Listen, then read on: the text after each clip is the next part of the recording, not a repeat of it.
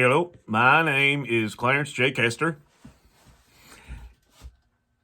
and this is an open note, letter, or whatever you want to call it, to a gentleman by the name of Tom. That's all we're going to call him is Tom.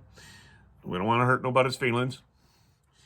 But Tom, you're the owner of the Mitten Island Pea Shooter Sight Company. I'm pretty sure. All right. And here's the coincidence. My granddad used to work at your company that you own now, Tom. Here it is. My grandpa used to work for them fellers that used to own your company. All right, and my grandpa was pretty good friends with them, and he hung out with them fellers a lot. They hunted and fished together. They shot their pea shooters together, and my granddad worked in the shop fixing pea shooters and selling pea shooters and then buying pea shooters because he bought quite a few pea shooters from your company back in the day. Specifically, he bought some pea shooters for his own children to teach them how to learn and use pea shooters correctly and go hunting and fishing and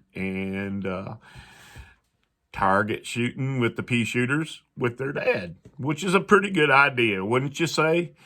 And then Granddad and his buddies that used to own your company, well, not Granddad didn't, but his buddies that used to own your company, they came up with this crazy scheme. We're going to teach the little youngins how to shoot pea shooters. And then, so what happened was my granddaddy, he grabbed my daddy, and then my daddy was a youngin' at the time, a teenager, and he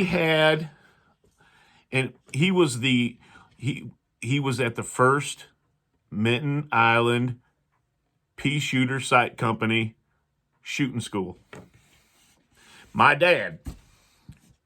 And this is all funked up by my granddad and the brothers that used to own your company. Okay, so let's see, where are we at now? So, for the longest time, they took some pictures of that first pea shooting school that they had, and they're for the longest time up in, and you know how you have your trophy room where all the dead critters are, where that they, the brothers did go out and shoot quite a few dead critters, or shoot a bunch of critters that are now dead and stuff on your wall. I don't know if you have them anymore, but there used to be a picture of my dad on your wall of your company, and he was helping this young feller that had this disease of the time. It was called polio, and he had polio. And he was one of them wheelchairs. He was in a wheelchair, and it shows a picture of my dad helping this little kid in a wheelchair shoot a pea shooter safely at your company's shooting school, pea shooting school. Wouldn't that be grand to still have that? I think you probably do have something, but it ain't for everybody, right? Are you starting to think, what do you mean if it ain't for everybody? Well, I'll get into that. Let me just tell you about a few of the pea shooters that I have in my collection that came from your store that my granddad bought, and he handed them down generation to generation, and I got them now. I have one of them Remington Fieldmaster. It's the 22 pea shooter. It's beautiful. It's beautiful. Now that there gun, that there pea shooter, my granddad bought for my oldest uncle. And that was my oldest uncle's pea shooter, and he learned on it. And then we had that Winchester drawers. That one company, Winchester Drawers, there's a 12 gauge pea shooter in there. That was my daddy's. That was my own daddy's pea shooter that he learned on from his daddy that worked at your store. All right. The story gets way more interesting. All right. So then I have in my collection of older pea shooters, I have this gun that I haven't really figured out who made it yet. but I'm pretty sure it's bought at your store. It's one of them double pea shooters. It shoots them two at a time, and in the pea shooter exit area is kind of like that. It's got two. They're side by side. That's what they're called. It's side by side pea shooter. But I still don't know who the manufacturer name is. But I think some feller used to own it, so you guys probably got it in on layaway, or got it used or pawned or something. But it's just some feller named L.C. Smith owns that one. But it's mine now. It's in my collection. In my very old pea shooter collection of pea shooters that came from your store. Yep. No, there's nothing wrong with that. Of course there's not, right? I'm pretty proud of those pea shooters. And I don't think, and there was a time where I absolutely loved hunting with them pea shooters, shooting the deer and the squirrels and all that. Well, I'm losing my place now. I'm just regrouping. I want to tell you about a friend of mine. He actually, before you all own your pea shooting shop, there was another really nice lady that worked there at your pea shooter shop.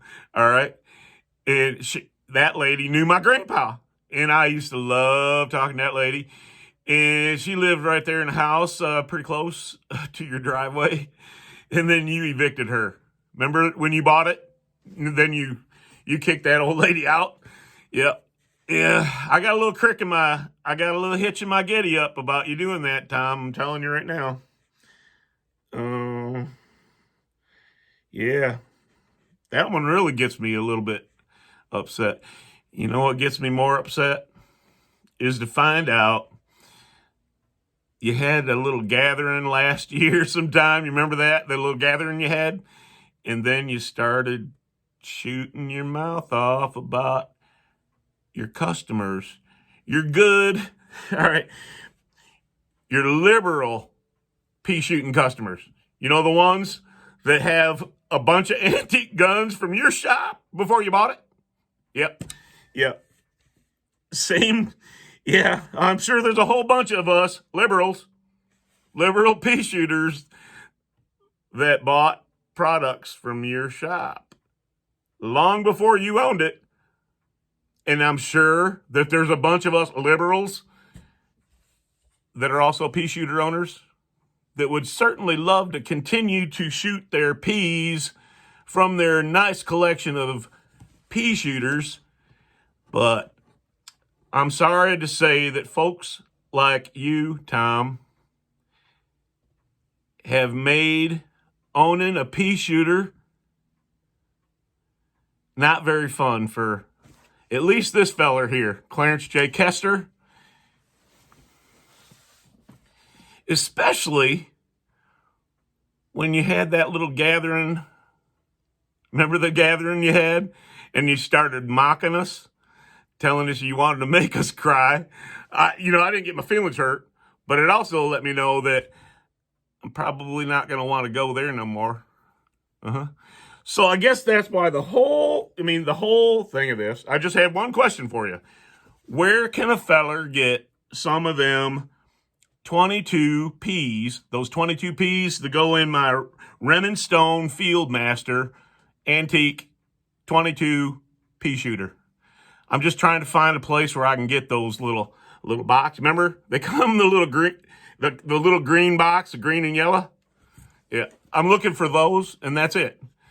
And it's become impossible to find those because y'all are so frightened that they're coming to get all your product out of your basement or out of your attic or out of your gigantic cabinet that has all your pea shooters in it.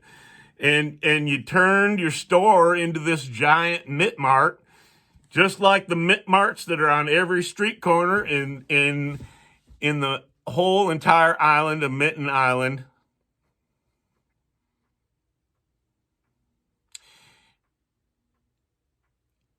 I might be done. I might be done. I know I'm done with you, Tom, because you know what?